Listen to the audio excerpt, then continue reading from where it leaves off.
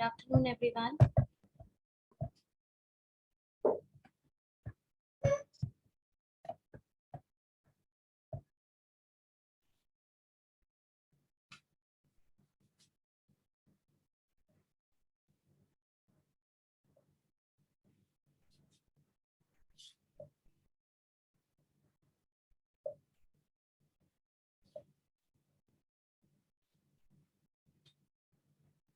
कौन सा टॉपिक बताओ कवर हो चुका है?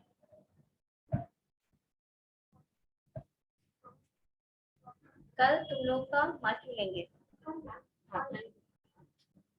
मार्किंग लेंगे। आपका कौन सा टॉपिक कवर हो चुका है? इंट्रोडक्शन टू एचआरएम हो चुका, एलपीजी एरा समझा दिए थे तुम लोग को पहले ही, रिक्रूटमेंट एंड सिलेक्शन हो चुका, ट्रेनिंग एंड डेवलपमेंट हो चुका, इसके बाद सोशल सिक्योरिटी हो चुका। कोई बात नहीं, सोशल सिक्योरिटी हो चुका और नहीं कंप्लीट हो चुका, कल कंप्लीट हो गया।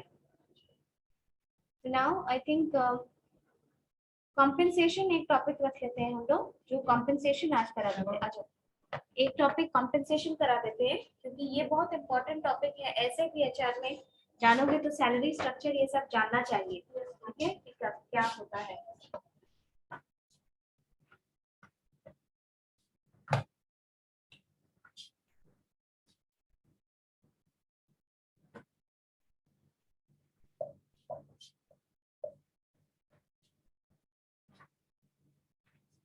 और है बच्चे बाहर कि इतने दो स्टूडेंट आप?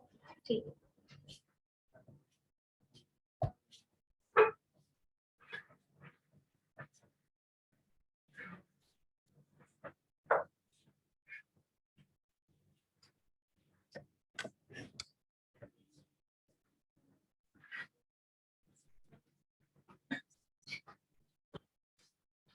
हमारा नाम निधि है।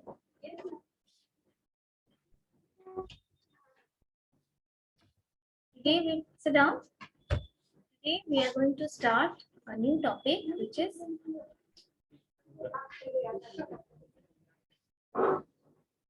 नेक्स्ट क्लास में मार्क्यू होगा, ठीक है, मार्क्यू होगा। मार्क्यू का टॉपिक ट्रेनिंग एंड डेवलपमेंट। हाँ ठीक है, I will, that is a simple topic, काफी इलेबोरेट है, बहुत सारा यूट्यूब का वीडियोस है, आप देख सकते हैं, रेफर कर सकते हैं, अदरवाइज लिखवा भी दिए हैं बहुत सारा। Don't worry, it's going to be a simple one, okay. And in today's class we'll start with compensation management. compensation का क्या मतलब होता है?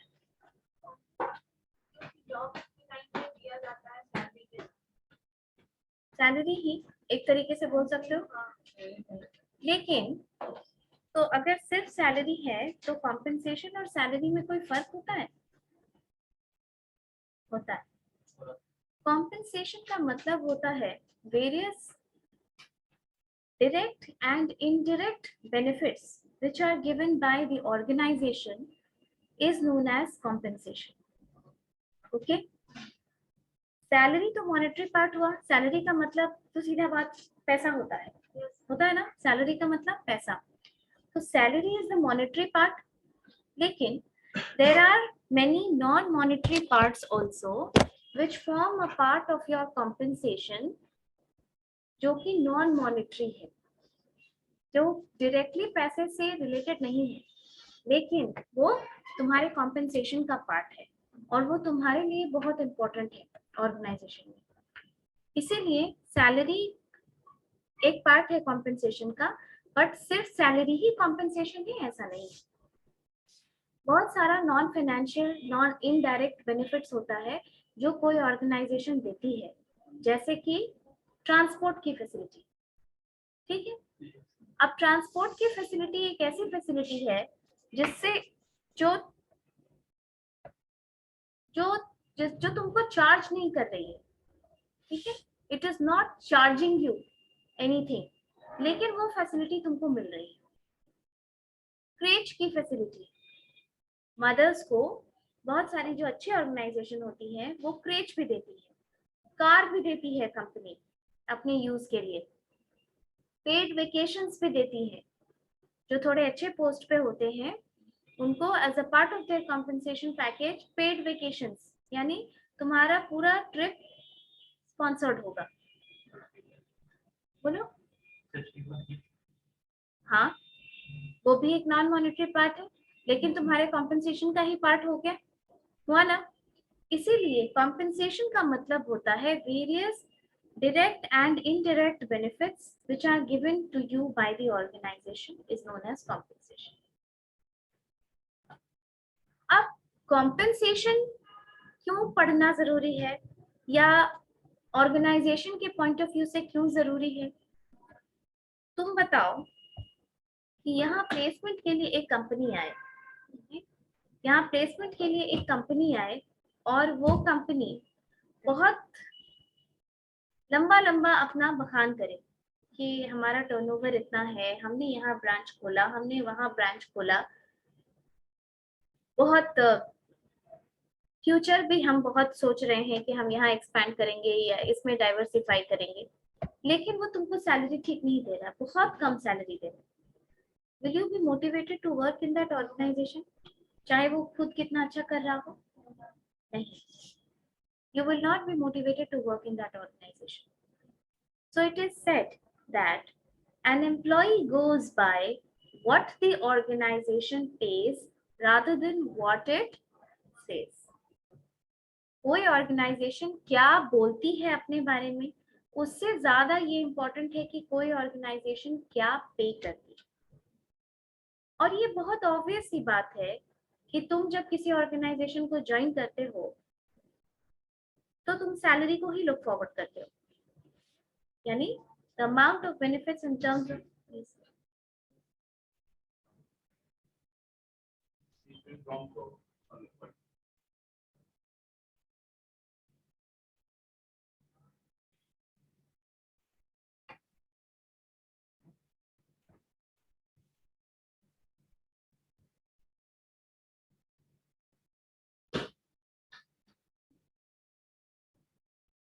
what happened? ये कितनी गलत बात है, सिर्फ 5 लोग हैं आप लोग क्लास में।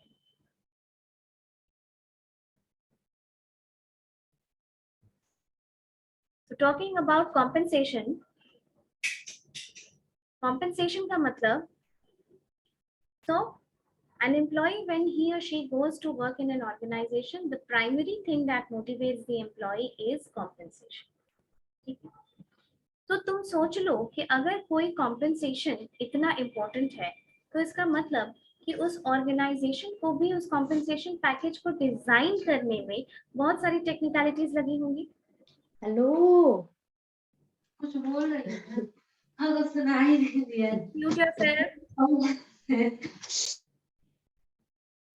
कॉम्पेंसेशन पैकेज का डिजाइन करने में काफी टेक्निकलिटीज लगी होंगी, right? What are the factors or why is a compensation needed in the organization? लिखवा देंगे हम बाकी बाद में क्लास में, अभी सिर्फ ऑफलाइन क्लास में हम चाहते हैं कि जो बच्चे हों उनको ज्यादा समझ में आए, है ना। ऑनलाइन में थोड़ा मोटिवेशन कम हो जाता है पढ़ने का, understand that, it's okay. Compensation package का क्या क्या नीड है बताओ, क्यों जरूरी है किसी ऑर्गेनाइजेशन के लिए कॉम्पेंसेशन पैकेज? एक पॉइंट हो सकता है एम्प्लॉय सेटिस्फैक्शन और मोटिवेशन होता है मैम, इसमें मोटिवेशन, वेरी गुड। मोटिवेशन क्या, मोटिवेशन का क्या मतलब है? मोटिवेशन का मतलब ये कि मैम जितना ज्यादा वो मोटिवेट होगा उतना ज्यादा उसका अपना आउटपुट देगा कंपनी को। नहीं, यहाँ तो तुमको पहले कॉम्पेंसेशन फैक्टर बताना होगा।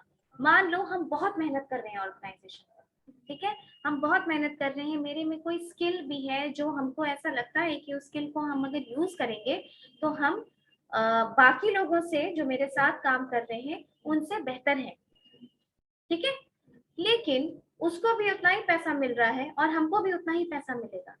मेरे इतने एक्स्ट्रा एफर्ट का कोई रिकग्निशन नहीं है, कोई difference in payment of salary नहीं है।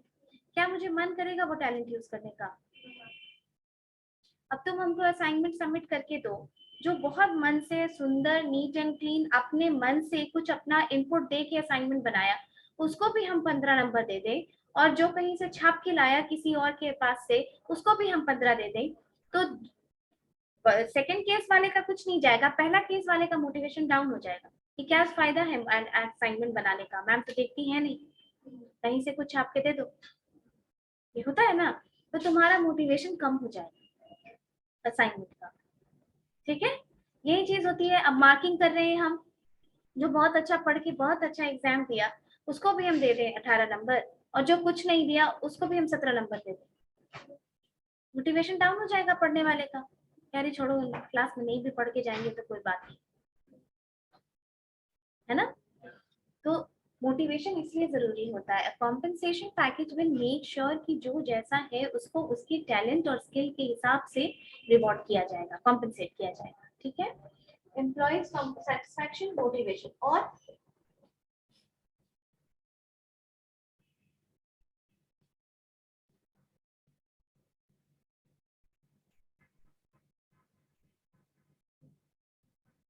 और कॉम्पेंसेशन कैसा होना चाहिए ऑर्गेनाइजेशन का, ये तो बताओ। रिवॉर्ड के फॉर्म में होना चाहिए। अच्छा पहले ये पॉइंट्स बताओ, उसके बाद हम लोग उस पे जाएंगे कि ऑब्जेक्टिव क्या होना चाहिए कॉम्पेंसेशन का, ये नीड है। और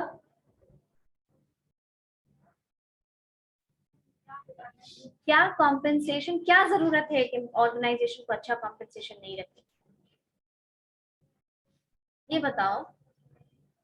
कि कोई ऑर्गेनाइजेशन, मान लो कि तुम अभी बहुत नीडफुल हो, ठीक है, तुम बहुत नीडफुल हो, तो तुमको जो सामने मिला तुमने उसको ज्वाइन कर लिया, लेकिन उस ऑर्गेनाइजेशन का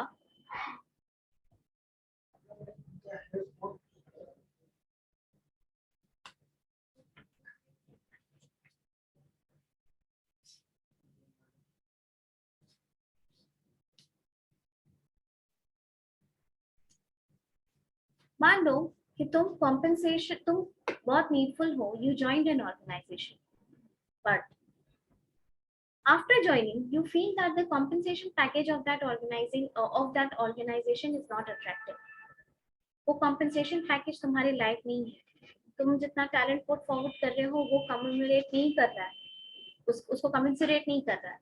दूसरी चीज, इस ऑर्गेनाइजेशन में फर्दर ग्रोथ नहीं है, मतलब इसी सैलरी पे काम करना होगा, ग्रोथ नहीं है, इंक्रीमेंट नहीं है, कॉम्पेंसेशन ठीक से डिजाइन नहीं है, तुम रहोगे उस ऑर्गेनाइजेशन में ज्यादा दिन तक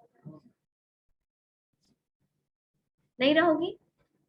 दूसरी चीज, अगर अभी कोई ऑर्गेनाइजेशन आती है यहाँ पर काम करने, पैकेज लेने के लिए, और वो बहुत कम पैकेज तुमको ऑफर करती है, क्या तुमको वो कॉम्पेंसेशन पैकेज अट्रैक्टिव लगेगा?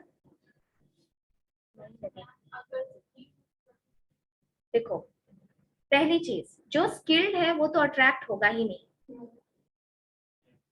बैड कॉम्पेंसेशन वाली ऑर्गेनाइजेशन की तरफ, वो अट्रैक्ट होगा ही नहीं। दूसरा, वो अट्रैक्ट हो भी गया, तुमने जो कहा नीड है मैम, नीडफुल है भी, तो वो रिटेन नहीं कर पाएगा, तो you will always keep the doors and Windows open, तुम वहां काम करते रहोगे और ढूंढते रहोगे कि दूसरा प्रॉपर कॉम्पेंसेशन वाला जॉब हमको कहाँ मिले, यही होगा ना। तो अट्रैक्टिंग गुड टैलेंट,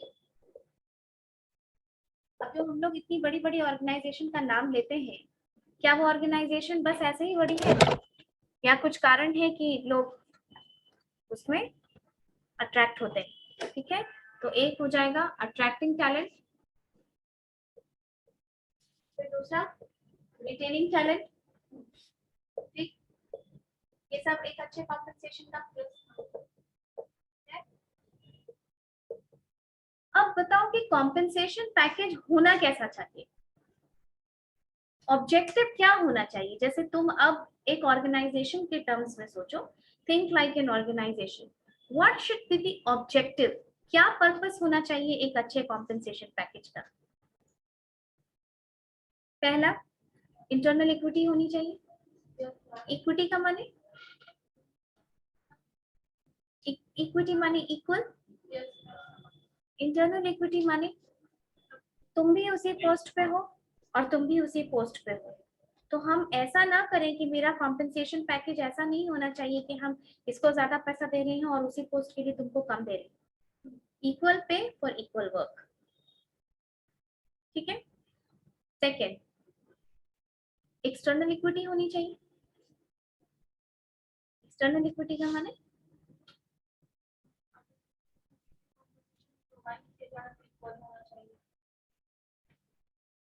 देखो, दो तीन कंपनीज हैं, ये सब आईटी कंपनी है, टीसीएस, सीटीएस, विप्रो, तीन कंपनी मात्र। मान लो कि सिस्टम इंजीनियर्स को, जो सीटीएस है वो सिस्टम इंजीनियर को देती है 5 लाख, 5.0 का पैकेज देती है। अगर टीसीएस इसी को, ये इसी पैकेज, इसी पोस्ट को टीसीएस देगी 3.1 लाख और विप्रो देगी 7.8 लाख, क्या तुमको इक्वालिटी दिख रही है? तुम बोलोगे तो मैम अट्रैक्ट करना है अच्छा टैलेंट को हमको, तुमको जो मन हम वो पैकेज दे देंगे, हम बढ़ा के दे देंगे।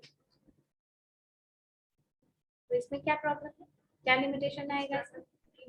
लोग सिर्फ विप्रो में जाना चाहेंगे, विप्रो भी दे सकती है क्या 7.8? क्यों नहीं देगी बताओ? नहीं ठीक है, मान लो स्किल्स मिल भी गया तो भी विप्रो नहीं दे सकती। आप समझिए, आप बिजनेस मैनेजमेंट पढ़ रहे हैं ना, आपको हर चीज को टाइम और कॉस्ट के हिसाब से समझना चाहिए। देखो, बोलो तुम्हारा नाम क्या है? सिद्धांत। सिद्धार्थ की सिद्धांत? सिद्धार्थ।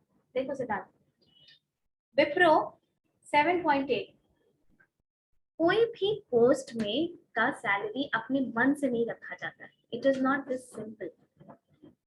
उसका जॉब इवैल्यूएशन होता है उस पोस्ट का। जॉब इवैल्यूएशन क्या होता है? It is finding the net worth of the job.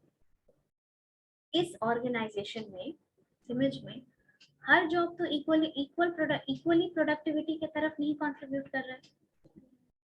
जैसे यहाँ पर मेजर प्रोडक्टिविटी की तरफ कौन कंट्रीब्यूट कर रहा है? फैकल्टीज, क्योंकि ये एजुकेशनल इंस्टीट्यूशन है। हाँ, जो भी फैकल्टीज हैं, मेजर प्रोडक्टिविटी कौन? फैकल्टीज।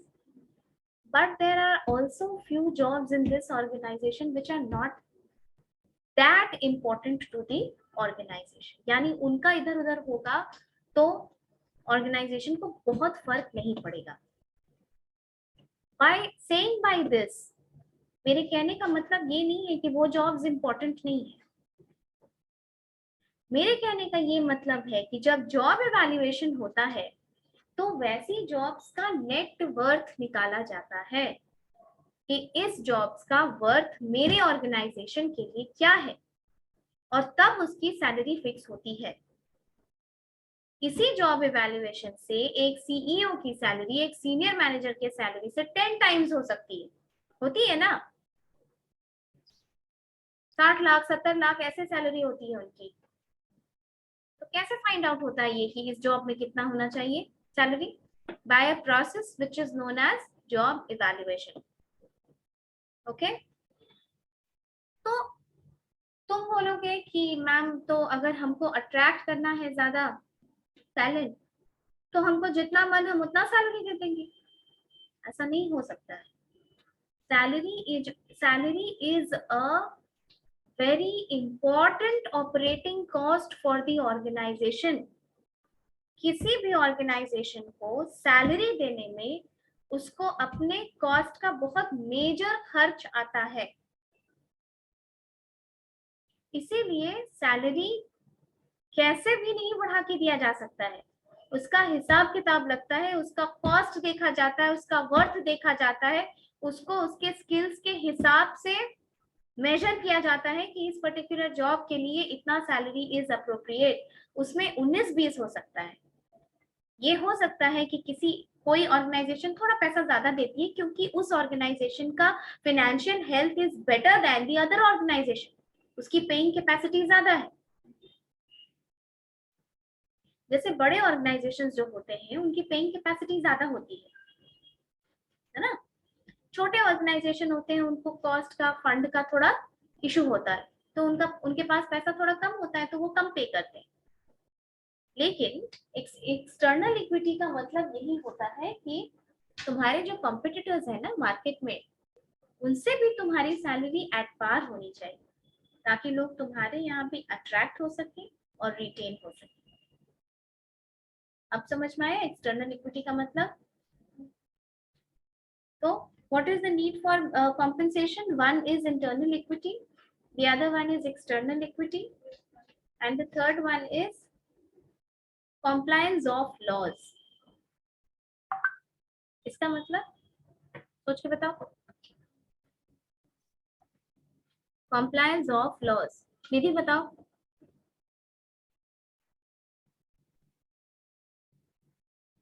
क्या होता है compliance of laws?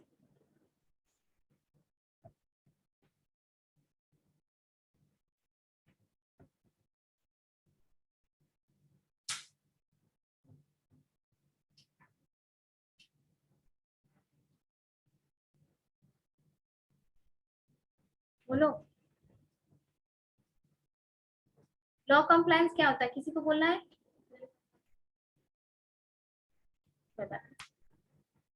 हम लोग क्या डिस्कस कर रहे हैं? हम लोग ये डिस्कस कर रहे हैं कि एक कॉम्पेंसेशन पैकेज को कैसा होना चाहिए ऑर्गेनाइजेशन के। तो आपने ये डिस्कस कर लिया कि मैम इंटरनल इक्विटी होना चाहिए, आपने ये डिस्कस कर लिया कि एक्सटर्नल इक्विटी होना चाहिए। क्या वैसे कॉम्पेंसेशन पैकेज को लॉ से कॉम्प्लायंस नहीं होना चाहिए? लॉ का कॉम्प्लायंस का क्या मतलब हुआ? हर तरीके का लेबर लॉ, हर तरीके का सोशल सिक्योरिटी लॉ। एक दो सोशल सिक्योरिटी का नाम बताओ जरा, कल के क्लास में कवर किए हैं।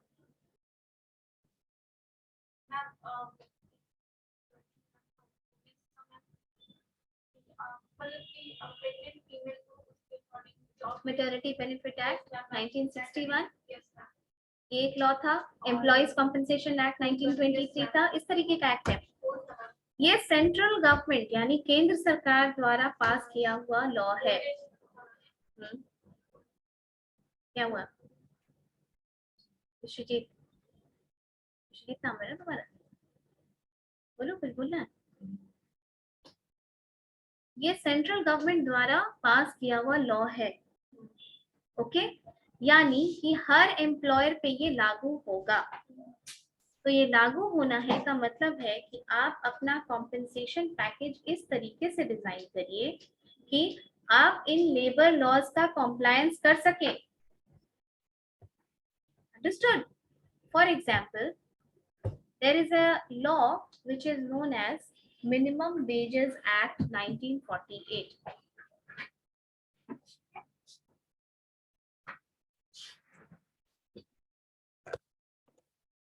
देखो, एक एक्ट है जिसका नाम है मिनिमम वेजेस एक्ट 1948।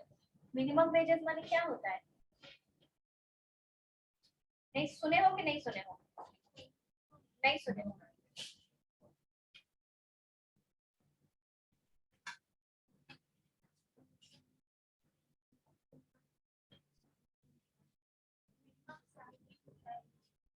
ये सुने हो?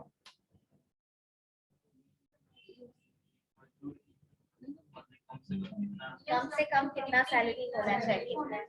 जैसे हिंदी में सुने हो ना, टीवी में सुने होंगे, कहीं न्यूज में सुने होंगे ये बात, न्यूनतम मजदूरी पेपर में पढ़े होंगे कभी। न्यूनतम मजदूरी का मतलब होता है कि सरकार लेबर को एक्सप्लॉइटेशन से बचाने के लिए, देखो लेबर तो शुरू से एक्सप्लॉइटेड होते आए ना। अब अगर सरकार उनके बारे में नहीं सोची, पहले क्या होता था, मालिक इतना बोला कितना पैसा देंगे, नहीं भी देंगे, अगर पूरा काम करवा लिया नहीं भी दिया बस, तो उसको कोई कहीं जाने के लिए है ही नहीं, मार पीट के भगा दिया आधा पैसा देके। तो ये सरकार का लाया हुआ कानून है जिसको बोलते हैं न्यूनतम मजदूरी, मिनिमम वेजेस एक्ट। जैसे बिहार सरकार है ना, बिहार सरकार अपनी लेबर को 5 कैटेगरी में बांटती है: unskilled worker, semi skilled worker, skilled worker, highly skilled worker और सुपरवाइजर। मिनिमम वेज तय किया हुआ है, समझ में आया? सबका मिनिमम वेज तय किया हुआ है कि इतना मिनिमम वेज आपको देना ही देना है, सरकारी ये।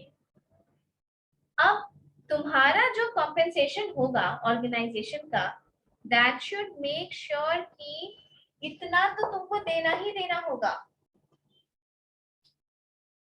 तो तुम अपना कॉम्पेंसेशन इस तरीके से डिफाइन करो, इस तरीके से पैकेज बनाओ कि तुमको इतना देना ही देना है, कि तुमको ग्रेच्युटी देना ही देना है, तुमको प्रोविडेंट फंड का कंट्रीब्यूशन करना ही करना है, तुमको ईएसआई देना ही देना है। Compensation package should be such which should comply with the labor laws compliance. तभी तो तुम्हारे अधिकारों की सुरक्षा हो पाएगी, होगी ना?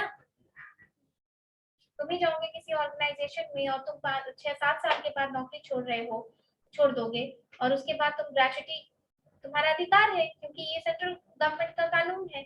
अब तुमको अगर ग्रेच्युटी ना मिले तो तुम्हारे पास कोई फोरम तो होना चाहिए जाके कंप्लेन करने का, है ना? तो यही होता है। तो समझ में आया कि ऑब्जेक्टिव ऑफ कॉम्पेंसेशन क्या है? समझ में आया? ऑब्जेक्टिव ऑफ कॉम्पेंसेशन ऐसा होना चाहिए कि वो ज्यादा से ज्यादा एम्प्लॉय के सेटिस्फैक्शन को रिजल्ट करे। ठीक?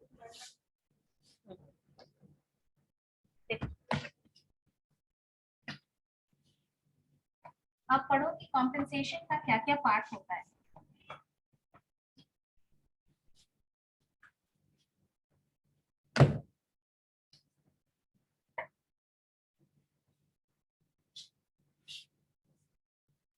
क्या हुआ? कितने लोग चले गए? तुम भी जा सकते हो, क्लास नहीं करना है तो, या दोस्त का साथ देने बैठो। फोन लेके बैठा।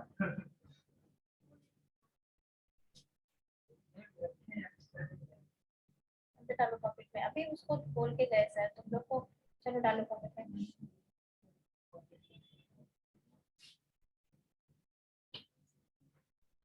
टाइम देख रहा है बार बार। कॉम्पेंसेशन का 4 पार्ट्स होता है। जैसे कि तुम कहीं किसी क्यों हम बोले कि कॉम्पेंसेशन का मतलब सिर्फ सैलरी नहीं होता है, वो तुमको अभी समझ में आएगा कि जब तुम किसी दोस्त से, जब तुम किसी सीनियर से ऐसे पूछते हो कि इस ऑर्गेनाइजेशन का कॉम्पेंसेशन कैसा है, तो तुम सिर्फ ये नहीं पूछते हो, कहने का मतलब सिर्फ ये नहीं है कि वो कितना पैसा दे रही है, तुम और भी चीजें पूछते हो। तुम्हारे पूछने का मतलब ये भी है कि वहाँ पे बेनिफिट कैसा है, ठीक है? वहाँ तुमको अप्रिशिएट किया जाता है कि नहीं किया जाता, रिवॉर्ड कैसा है, रिकॉग्निशन कैसा है, अलाउंस किस किस टाइप का देता है, ये लिख लो। कॉम्पेंसेशन, पहले लिख लो कॉम्पेंसेशन का डेफिनेशन, ठीक है? Compensation means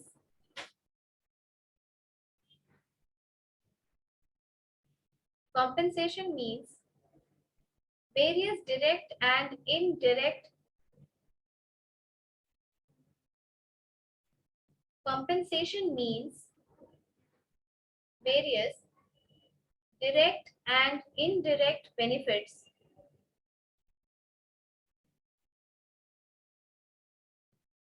provided by the organization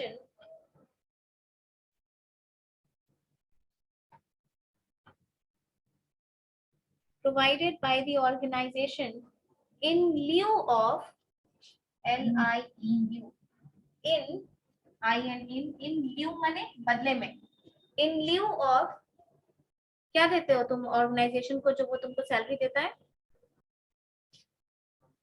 काम देते हो, अपना सर्विस देते हो, in lieu of services provided,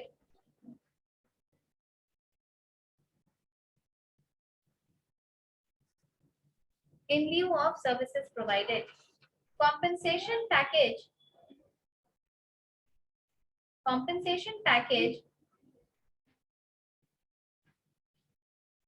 is not just important. Compensation package is not just important from the point of employees from the point of employees, but also important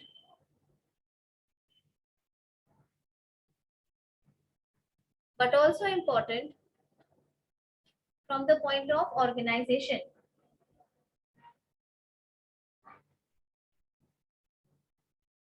From the point of organization, an employee goes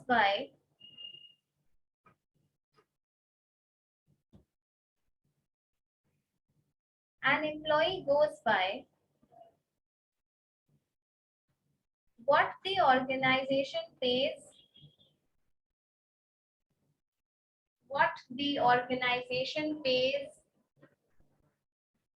rather than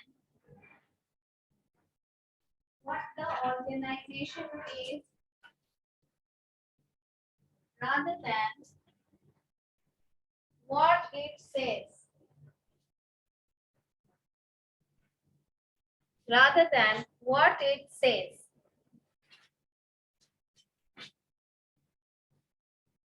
Need of organization डालो heading. Sorry, need of compensation.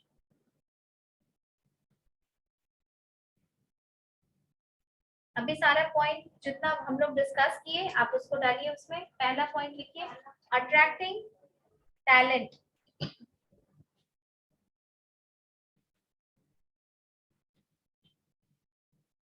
Attracting talent. दूसरा point लिखो, retaining talent.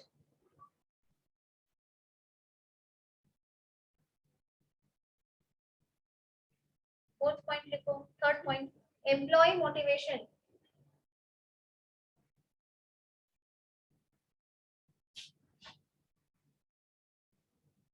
Employ satisfaction.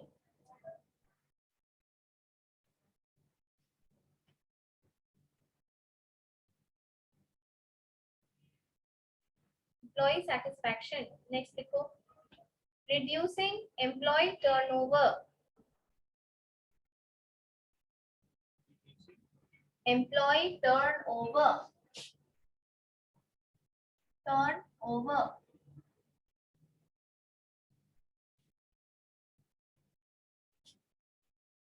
ठीक है, ये need of compensation है. Turnover का क्या मतलब होता है? हम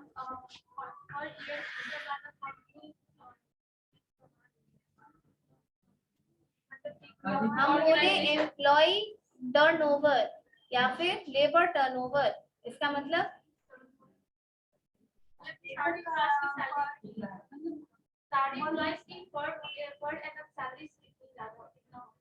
ठीक है. बाकी कोई और आंसर? लेबर टर्नओवर का मतलब employee turnover, labour turnover, worker turnover एक ही मतलब हुआ. Wrong concept. लेबर टर्नओवर का मतलब होता है number of employees leaving the organisation in a particular period of time. ठीक है, यानी कोई ऑर्गेनाइजेशन को एम्प्लॉइज छोड़ के भी जाते हैं ना. बहुत सारा कारण होता है उसका, कुछ पर्सनल कारण होता है, कुछ प्रोफेशनल कारण होता है, लेकिन जो एम्प्लॉइज छोड़ के जाते हैं उसको कहते हैं एम्प्लॉय टर्नओवर. जब भी आप एम्प्लॉय टर्नओवर की बात करेंगे आप उसको एक पर्टिकुलर पीरियड ऑफ टाइम में डिफाइन करेंगे. मान लो हमको टीसीएस का एम्प्लॉय टर्नओवर चाहिए, तो लेबर छोड़ के गए, तो कब छोड़ के गए वो टाइम बताइए, क्योंकि हो सकता है उस टाइम में कंडीशंस एबनॉर्मल रही हो. अब कोविड के समय में कंडीशन एबनॉर्मल थी, बहुत सारे एम्प्लॉयज छोड़ के गए ऑर्गेनाइजेशन. जब वॉर हो जाता है तब अलग बात होती है, जब अर्थक्वेक आ जाता है तब अलग बात होती है. जिस एरिया में इंडस्ट्रीज वगैरह होता है वहां पे अगर भूकंप वगैरह आ जाता है तो वो एक एबनॉर्मल कंडीशन हो गया ना. तो that is known as labour turnover. अब लेबर टर्नओवर को कॉम्पेंसेशन कैसे रिड्यूस करेगा, ये पॉइंट हम लोग डिस्कस नहीं किए. सिंपल सी बात है, अगर पैकेज अच्छा रहेगा जो आपको रिटेन करने में भी हेल्प कर रहा है, टर्नओवर रोकेगा वो. एम्प्लॉयज को छोड़ के जाना चाहेंगे उसको. की जगह जो हायर होते हैं हायर नहीं होते हैं, बस जो छोड़ के जाने का जो फिनोमिनन है उसको हम एम्प्लॉय करते हैं। ठीक है, तो हुआ। अब लिखो next topic, objective of compensation in an organization.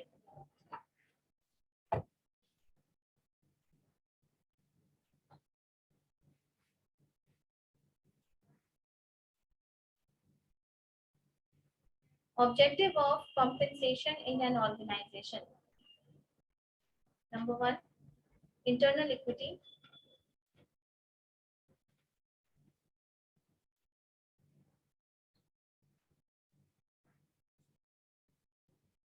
Number two, external equity.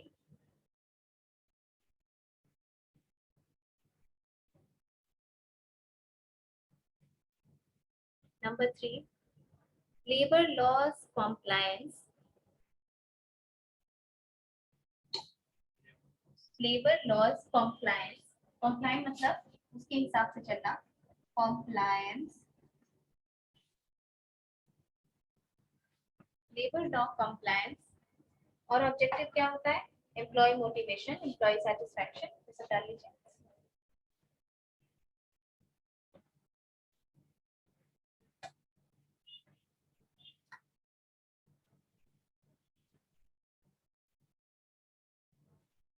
हो गया? अब कंपोनेंट्स ऑफ कॉम्पेंसेशन हेडिंग डालो.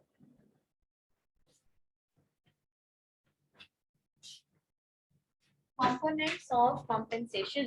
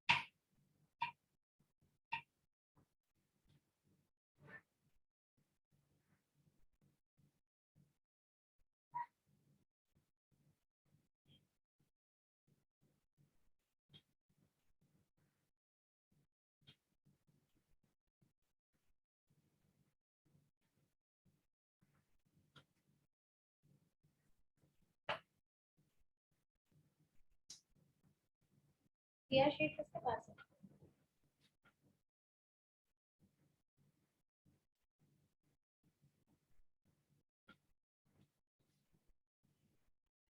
लिख लिए? बेसिक सैलरी का नाम सुने हो? यस मैम, नॉर्मल सैलरी होती है.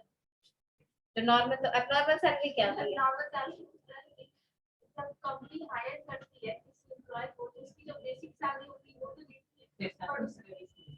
बोलो. Starting salary. हाँ. अच्छा, तो तुमको ऐसा लगता है कि 10 साल जो लोग काम कर लिया होता है उसको बेसिक सैलरी नहीं मिलता है? उसको मिलती है मैम, और उसके साथ उसको बोलना. जिसको जो डाउट हो उसको वैसे क्लियर करने दो. जब डाउट क्लियर होता है तो लंबे समय तक याद रहता है. बोलो. स्टार्टिंग सैलरी नहीं होता है. बेसिक सैलरी का मतलब होता है वो पार्ट तुम्हारे सैलरी का जो फिक्स्ड होता है, जो मॉनेटरी होता है. समझे? फिक्स्ड सैलरी जो होता है उसको कहते हैं बेसिक सैलरी. देखो, कोविड के समय में बहुत सारा ऑर्गेनाइजेशन पे कट किया था ना पैसा, कई कई आधा कर दिया था. जनरली क्या होता है ना, बेसिक सैलरी से छेड़छाड़ नहीं की जाती है. जब सैलरी घटाना होता है तो बेसिक सैलरी से छेड़छाड़ नहीं की जाती है, अलाउंसेस से किया जाता है. बेसिक सैलरी का मतलब होता है वो पार्ट तुम्हारे ऑर्गेनाइजेशन का जो कि फिक्स्ड, तुम्हारे सैलरी का कॉम्पेंसेशन का जो कि फिक्स्ड है। जैसे कि जनरली 40 से 50% जो तुम्हारा टोटल सैलरी का पार्ट होता है वो तुम्हारा बेसिक सैलरी होता है। अब सरकार ने न्यू लेबर कोड में ये प्रावधान दिया, ये प्रपोज किया कि भाई ऐसा है कि आपको 50% तक बेसिक सैलरी रखना ही रखना है। तुम बताओ, चलो कैलकुलेशन बनाओ कॉपी में। मान लो किसी का 4 लाख सीटीसी है, 4.0 लाख सीटीसी। सीटीसी क्या होता है? जब हम बोले कि 4 लाख सीटीसी और तुमको सीटीसी पता नहीं है तो तुम लोग बोल क्यों नहीं रहे हो कि मैम नहीं पता सीटीसी? अच्छा, 4 लाख सीटीसी है। सीटीसी माने कॉस्ट टू कंपनी। जब तुमको कोई कंपनी यहाँ पे हायर करने आएगी तो वो तुमको ये बोलेगी कि भाई हमारे पास 3.5 लाख का सीटीसी हम आपको ऑफर कर रहे हैं। कहने का मतलब तुमको हायर करने में, ठीक है, तुमको हायर करने में उस ऑर्गेनाइजेशन का कितना पैसा एक साल में खर्च होगा? हाँ, जितना सीटीसी बदलती, 3.5 है तो 3.5 और 4 है तो 4। अब समझ में आया सीटीसी का मतलब? कि इधर उधर जो भी जोड़ जाड़ करके, सीटीसी का मतलब कॉस्ट टू कंपनी। तुमको हायर करने में उस ऑर्गेनाइजेशन को एक साल में जितना पैसा खर्च होता है उसको कहते हैं सीटीसी। ओके, अब मान लो 4 लाख सीटीसी पे तुमको हायर कर रही है, मंथली सैलरी निकालो तो।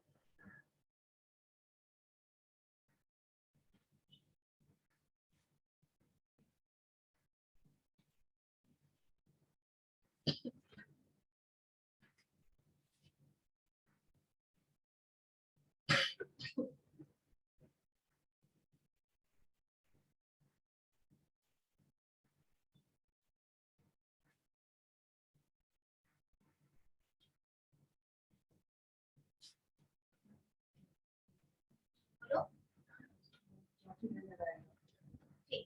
34,000 33 के आसपास मान लो, जो 33 स्टैंडर्ड रखते हैं हम लोग, ठीक है।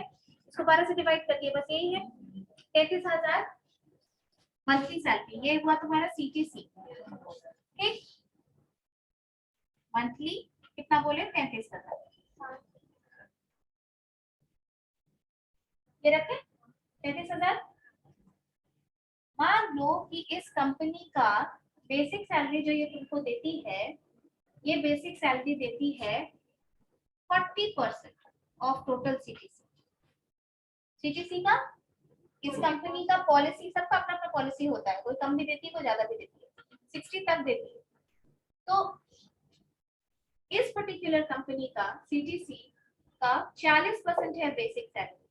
निकालो तो बेसिक सैलरी कितना होगा फिर? मंथली आ गया बिफोर टैक्स। मंथली ही ना, निकालो मंथली निकालो।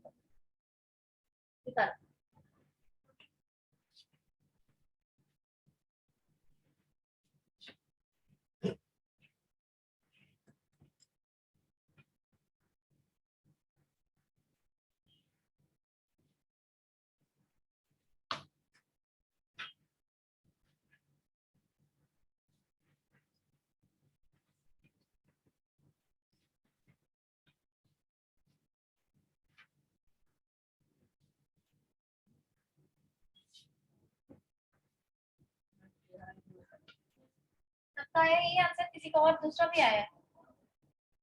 ये आया 13,200। ये हो गया तुम्हारा बेसिक। समझ में आया बेसिक सैलरी कैसे निकलता है? मान लो 4 लाख का सीटीसी है तो मंथली कितना बेसिक होगा? 13,200। सब्जेक्ट टू कंडीशंस कि उसका पॉलिसी में ये हो कि भाई 40% पे वो देगा। अब 45 देगा तो 45 से मल्टीप्लाई कर दो। क्यों हम बताए कि बेसिक सैलरी निकालना जरूरी होता है? क्योंकि जितना अलाउंसेस होता है ना, जितना, वो सारा अलाउंस इसी बेसिक सैलरी पे कैलकुलेट होता है, इसी का परसेंटेज निकलता है। जैसे डीए, डीए क्या होता है?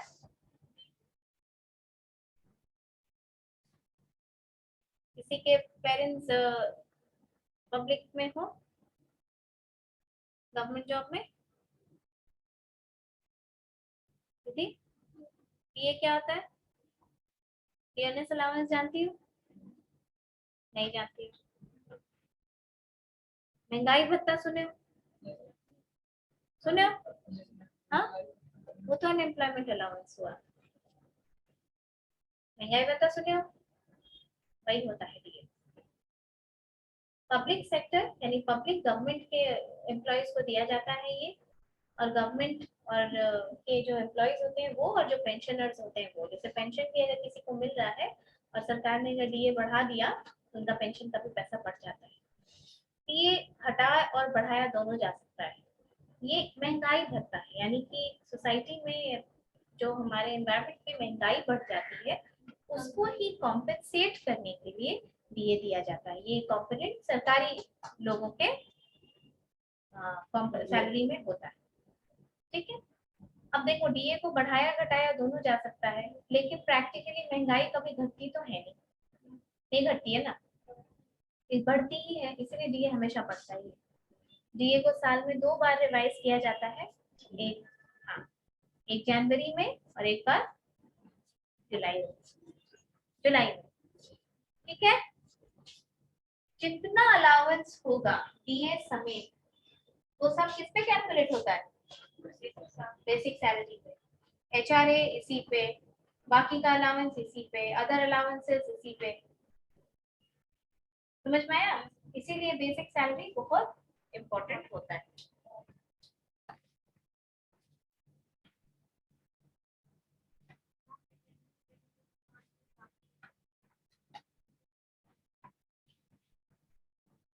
We'll continue this in the next class. Okay, you will certainly get you give me present. Give me a sheet of paper.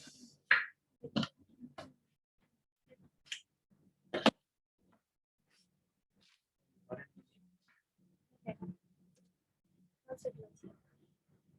ये है।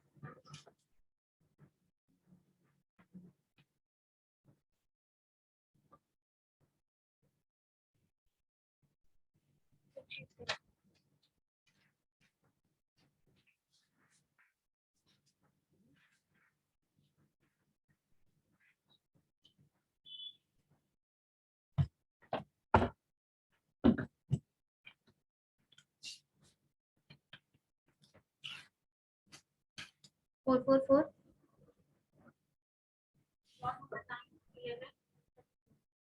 All three of you are 444. You both are 5. हाँ बोलो. 5. विश्वजीत. 25.